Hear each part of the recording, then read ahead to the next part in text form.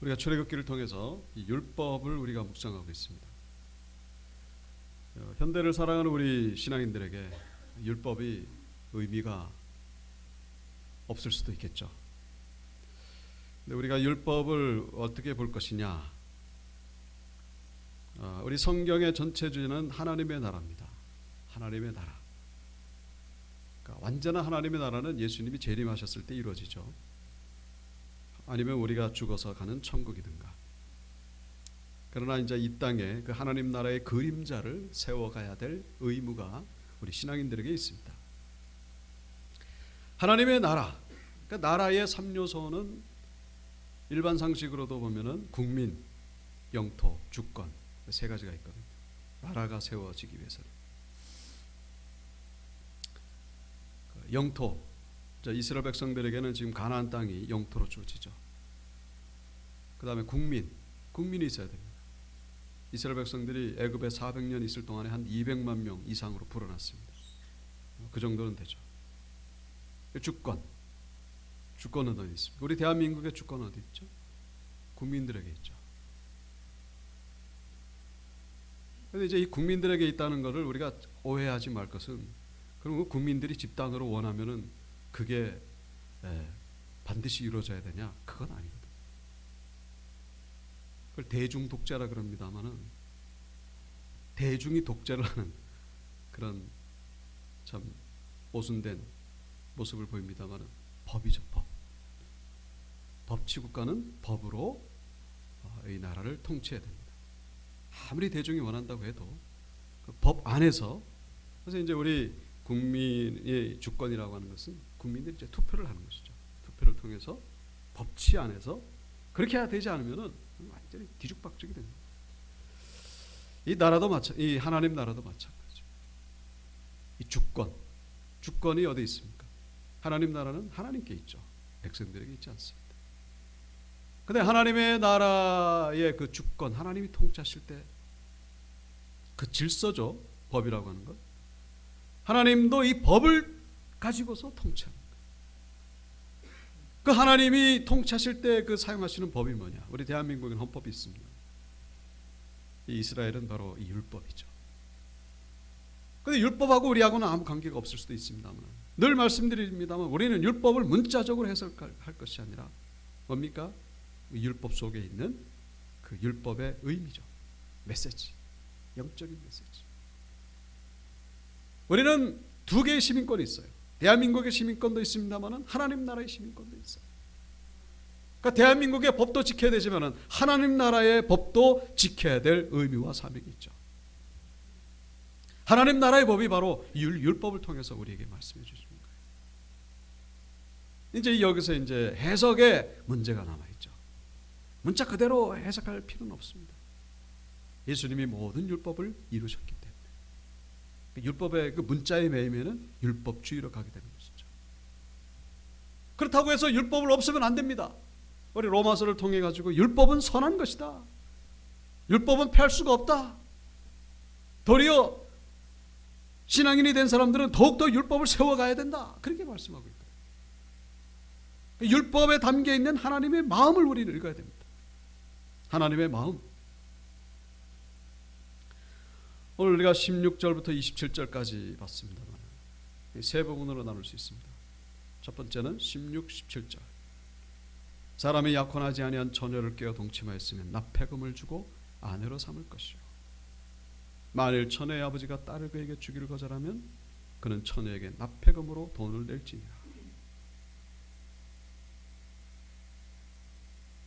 자, 16, 17절이 우리에게 주시는 메시지가 뭐냐 하는 것이죠.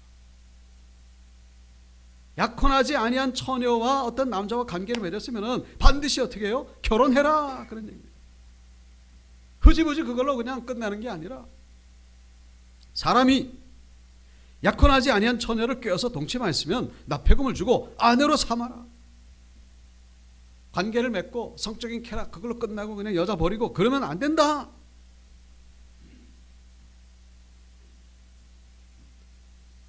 만약에 이제 처녀의 아버지가 거절하게 된다면은 그럼 이제 결혼을 안 할 수도 있죠. 그 외에는 반드시 결혼해야 된다라는 것을 말씀하고 있습니다. 그래서 약혼하지 아니한 처녀, 이게 무슨 말입니까? 약혼한 처녀가 또 있다 그런 얘기입니다. 약혼한 처녀가 있고 약혼하지 아니한 처녀가 있고. 그래서 신명기 22장에 보면은 처녀인 여자가 남자와 약혼한 후에, 여기는 약혼한 처녀죠. 오늘 보면은 약혼하지 않은 처녀. 이게 무슨 말이냐면은 이스라엘 사람들은 결혼하기 전에 반드시 약혼을 합니다. 그래서 약혼을 하고서 그다음에 한 1년 정도 있다가 이제 결혼하죠. 그 결혼을 정혼이라고 부릅니다. 우리나라도 옛날에는 약혼식이 있었죠. 요즘은 뭐 약혼하는 경우 극히 드뭅니다만, 이스라엘은 반드시 약혼하고 그 다음에 1년 뒤에 정혼, 즉 결혼을 합니다. 근데 이 약혼이라고 하는 것이 참 이게 뭐냐면은, 약혼은 결혼하고 똑같아요. 대신에 합방을 못합니다. 합방을 못해요. 정식으로 부부입니다. 정식으로 부부인데 관계를 못 맺는 그런 상태가 바로 약혼이죠. 오늘 본문에 약혼하지 아니한 처녀, 약혼한 처녀. 저 신명기에는 약혼한 처녀죠. 약혼을 했는데 당연히 처녀죠. 왜냐, 합방을 안 했으니까. 근데 오늘 본문에는 뭐라고요? 약혼을 안 한 처녀. 이건 뭐예요? 약혼도 아니고 결혼도 아니고 완전히 그냥 생짜배기 그냥 미성년자 여자예요. 그냥. 그 미성년자 여자를 이 남자가 꿰가지고 동침했으면은 그럼 책임져라 이 얘기죠. 책임져라. 어떻게 책임져라는 거예요? 납폐금을 주고, 납폐금이 얼마냐면은 22장 28절에 보시면은 거기 그 29절에 동침한 남자는 그 처녀의 아버지에게 은 50세겔을 주고 처녀를 아내로 삼을 것이라. 은 50세겔. 은 50세겔이 양 25마리 정도 된다고 합니다. 그때 당시에는. 양 25마리면은 적은 숫자가 아니죠. 자, 이 메시지를 요즘 젊은이들에게 얘기를 하면요, 뭐라고 생각하겠습니까? 웃기고 있네라는 거죠. 달나라 토끼 같은 얘기 하고 있네. 그런 얘기를 할 겁니다. 25세계를 우리가 직접 줘야 되는 건 아닙니다만은 여기에 담겨 있는 메시지는 뭡니까? 이 성이라고 하는 것이 거룩하다는 것을 말씀하고 있는 것이죠. 결혼이라고 하는 것은 거룩하다는 거예요. 성관계라고 하는 것은 반드시 결혼할 사람들에게만 이루어져야 되는 행위라는 것을 말씀하고 있습니다. 그것이 아니면은 죄라는 것입니다. 그게 아니면 죄라. 요즘 젊은이들에게 이거를 얘기를 하면요, 코웃음도 안 치죠. 요즘 그 젊은 애들 첫 경험을 이렇게 나이를 따져보면요, 초등학교 미만도 꽤 많아요. 이 나이가 점점 내려가고 있습니다. 뭐 책임은 무슨 책임? 한번 살아보고 마음에 안 들면 그냥 헤어지는 거고, 프리섹스죠. 여기에 대해서 죄라고 얘기 안 할 수 있는 것, 성경밖에 없다라는 사실입니다. 뭐 양 25마리를 주고 그런 의미가 아니라, 결혼이라고 하는 것은 거룩한 것이다. 성이라고 하는 것은 거룩한 것이다. 그러니까 혼전 순결을 얘기를 하는 것이죠.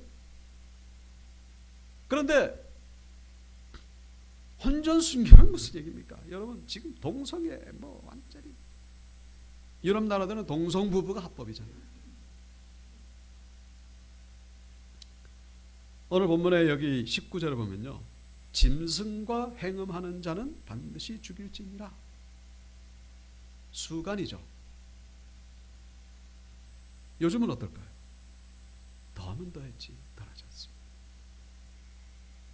지금은 뭐 간통죄가 없어졌잖아요. 불륜 그런 거 없어졌습니다. 그게 무슨 죄냐고. 물론 도덕적으로 정서적으로는 뭐 꺼려지겠죠. 그러나 죄가 아니에요. 그런 세상. 그런데 그것이 죄라고 얘기를 할 수 있는 것 바로 성경이다. 저 네덜란드, 덴마크, 스웨덴 찾아보니까 그 나라는요 수간이 합법화가 된 나라예요. 네이버에 검색해 보면요 뭐 쉽게 나오죠. 해괴망측하죠. 이 성범죄는 옛날부터 있었습니다만은 시대가 점점 흘러갈수록 시대는 문명화되고 문화가 발달하고 아주 나라는 뭐 겉으로 보면 고상해졌잖아요. 근데 이면의 그 부패한 타락은요 옛날보다 더하면 되겠지 덜하지 않습니다. 거기에 대해서 뭐라고 하는 사람들을 완전히 그냥 뭐 시대착오적인 발언을 하는 사람이라고 여겨지는 그런 시대. 근데 거기에 대해서 죄라고 얘기할 수 있는 것은 뭡니까? 성경밖에 없다라는 사실. 우리는 성경을 붙잡아야 되는 이유가 바로 여기 있습니다. 만약에 그냥 이 시대에 그냥 가는 대로 흘러가면 어떻게 되는지 아십니까? 소돔과 고모라 꼴이 되는 거예요. 이 시대를 따라가지 마십시오. 이 시대가 동쪽으로 간다고 해서 다 동쪽으로 하면 안 돼요. 우리는 서쪽으로 갈 때가 있습니다. 그들하고 부딪힐 때가 있죠. 성경적인 가치관을 가져야 되는 이유가 바로 여기 있는 거예요. 제가 늘 말씀드렸죠. 지난주에도 이 성경은 종교 교과서를 넘어서서 모든 사람들이 알아야 되는 세계관이죠. 가치관, 인생. 이 성경보다 올바른 것은 없습니다. 감히 제가 젊지만은 어떻게 보면 젊은 애들에 비해 나이가 많지만 없어요. 뭐 저만 얘기를 합니까? 성경적인 가치관이 가장 올바른. 세상은 아무리 해괴망측하게 변해도 우리는 성경의 가치관을 따라가야 된다라는 사실. 결혼을 우리는 거룩하게 생각해요. 뭐 과거에 어떻게 살아왔는지 그건 모르겠습니다. 그건 중요한 게 아니고 그건 예수의 보혈로 다 씻김받고 이제 우리 자녀들에게 우리 성경적인 가치관을 가르쳐야 됩니다. 안 그렇게 되면 어떻게 됩니까? 뭐라고 하는 사람 없죠. 그러나 여러분 반드시 하나님의 심판이 있다라는 사실 잊어서는 안 됩니다. 말씀에서 벗어나면은 지금 당장은 아무 일도 안 일어나는 것 같은데 반드시 하나님의 심판이 임하게 됩니다. 이 사명이 바로 우리 그리스도인들에게 있다라는 사실. 빛과 소금의 역할. 세상은 영적으로 깜깜합니다. 거기에 빛으로 드러나야 될 사명이 바로 우리에게 있다라는 사실입니다. 우리가 그 빛을 이렇게 보여줘야 됩니다. 제시해줘야 됩니다. 이것은 죄다. 그렇게 하면 안 된다. 라는 것.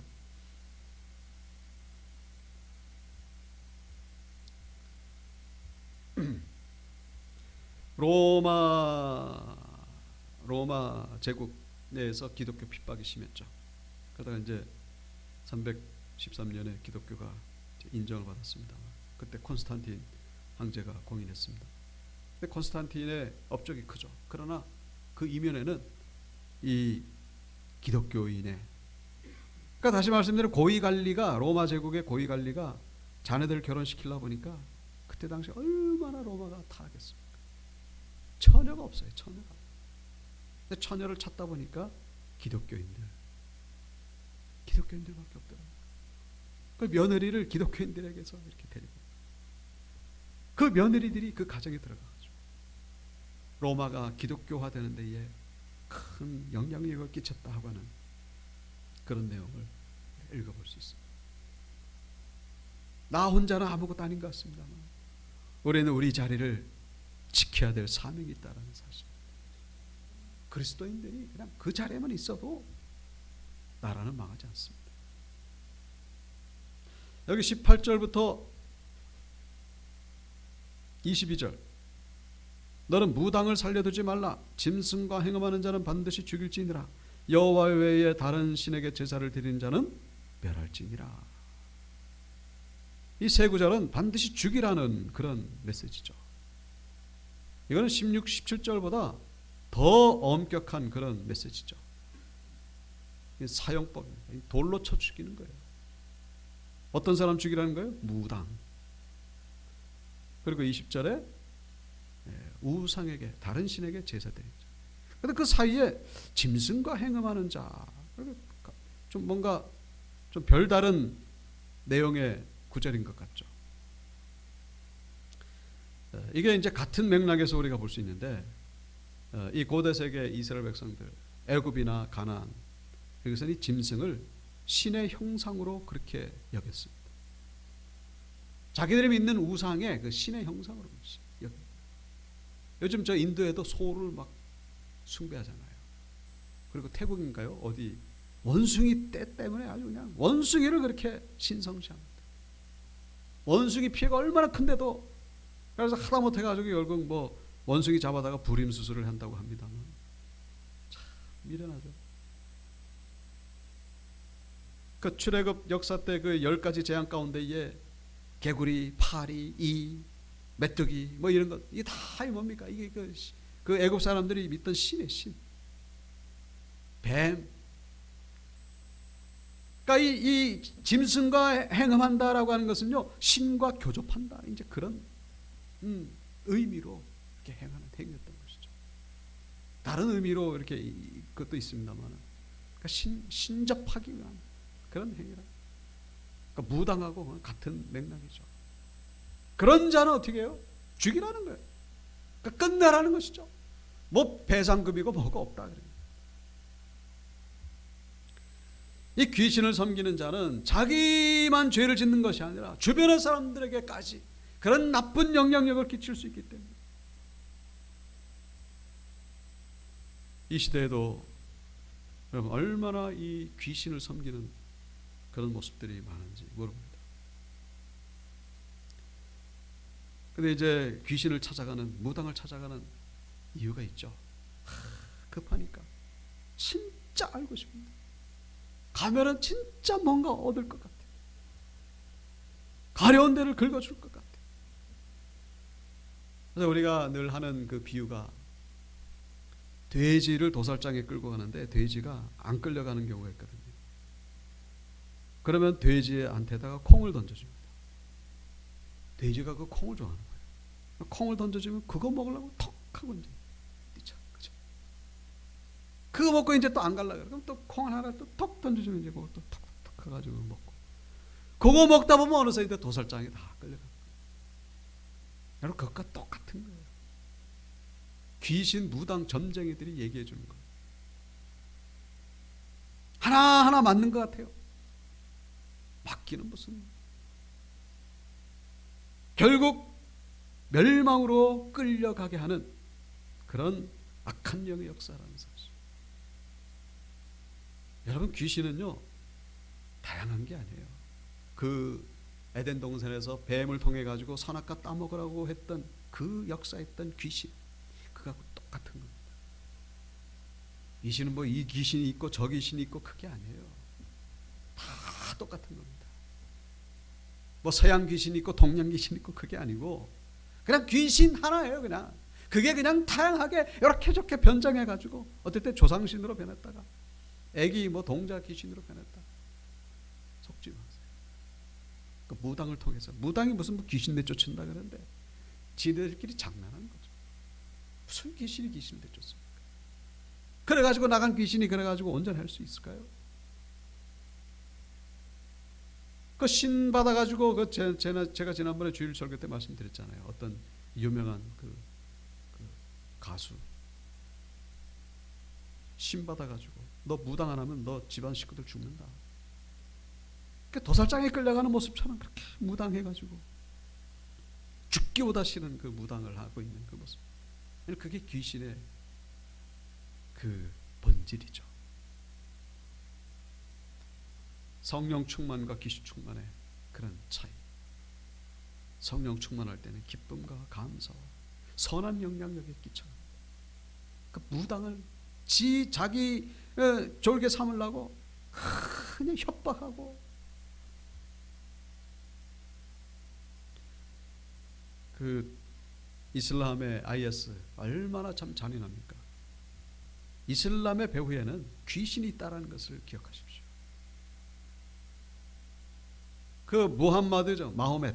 무함마드라고도 얘기를 합니다. 이 사람이 40세에 그 사람이 자기보다 열 몇 살 연상 여자하고 결혼했잖아요.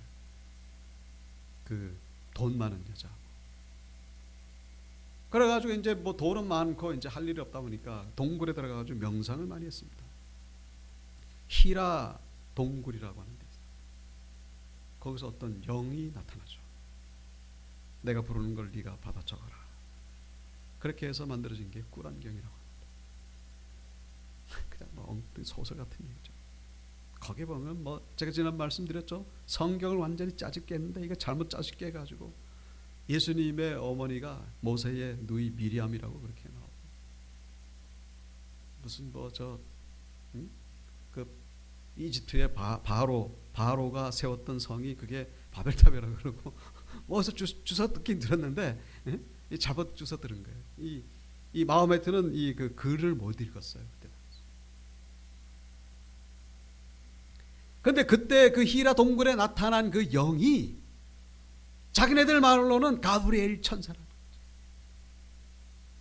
가브리엘 천사는 이거 완전히 그냥 엉터리예요, 엉터리. 가브리엘 천사가 엉터리라는 얘기가 아니라 가브리엘 천사를 만났다라고 하는 그 말이 엉터리다라는 얘기죠. 그래가지고 이 마호메드가 막 간질 증세를, 발작 증세를, 뭐 이건 제가 얘기하는 게 아니라 어디든 다 나오는 얘기예요. 뭡니까? 귀신의 영을 받은 거예요. 꿀안경. 그렇게 해서 세워진 게 바로 이슬람입니다. 그 나름대로 뭐 종교의 약간 기본적인 요소는 있죠. 뭐 평화를 얘기하고. 근데 무슬림들은요, 소수 있을 때는 평화를 얘기를 합니다만은 다수가 생기면은 그때부터는 독재가 시작됩니다. 자기네들 종교합니다. 무참하게. 사우디는 아직도 그러잖아요. 배교하면요 참수하는데 사우디. 여러분 그게 종교가 그게 IS 보십시오. IS. 지금 이스라엘의 하마스가 그 동영상 납치된 사람들 그 증언에 의하면은 여자들 성폭행하고 가슴을 잘라가지고 길에다 버리고 그 유력 일간지에 나온 걸 제가 봤어요. 왜 이렇게 잔인합니까 도대체? 물론 이스라엘도 물론 잔인할 때가 있겠죠. 전쟁 중에 잔인하지 않은 나라가 어디 있겠습니까? 우리나라도 마찬가지예요. 그건 베트남에 가가지고 뭐 우리나라도 대한민국 군인들 부끄러운 일도 많잖아요. 근데 그냥 전쟁 중에 일어나는 그런 게 아니라 왜 그렇게 잔인한지. 지금도 그 참수한 동영상 제가 가지고 있어요. 어떤 목사님이 그걸 보내셨는데 아유 끔찍하네.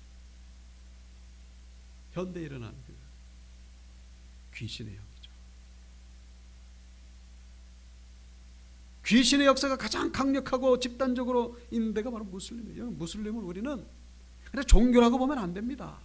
그냥 뭐 아주 그냥 낭만적으로 영분별하셔야 돼요. 왜 이슬람은 저기도 종교의 자유가 있는데 있죠. 그 사람들 우리가 뭐 어떻게 하라는 얘기가 아닙니다. 그러나 분별을 해야 된다는 거예요. 지혜롭게. 무슬림 난민들을 뭐 받아들이나 마느냐 거기에 대해서는 제가 뭐 얘기를 안 하겠습니다. 독일과 프랑스가 무슬림 청년들을 받아들여가지고 어떻게 됐죠? 어려운 사람들을 도와야 됩니다. 그러나 우리는 뱀처럼 지혜롭게, 비둘기처럼 순결하게. 이 세상은 그 근본에 영이 있어요. 우리 눈에 보이는 게 다가 아니고 그 뿌리에 영이 있다라는 사실. 영이 이 모든 것을 잡고 있어요. 신앙인들은 그거를 볼 줄 알아요. 모든 걸 다 영으로만 보면 그것도 문제겠습니다만 영분별을 하는 신앙인들이 되셔야 된다는 것이죠. 하나님 외에 다른 신을 섬기면은 망하는 거예요. 왜 저 북한이 저렇게 가난합니까? 여러 가지 이유가 있겠습니다. 우상숭배 국가 아니에요 저기가. 김일성, 김정일 동상이나 커다란 만들 그 앞에서 저라.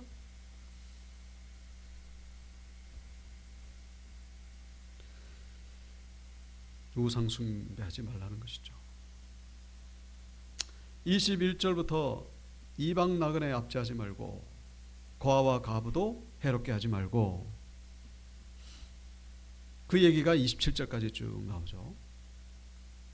고아와 과부 그리고 나그네, 뭡니까? 약자죠. 약자를 보살피라는 거예요. 약자에게 사랑을 베풀라는 것입니다.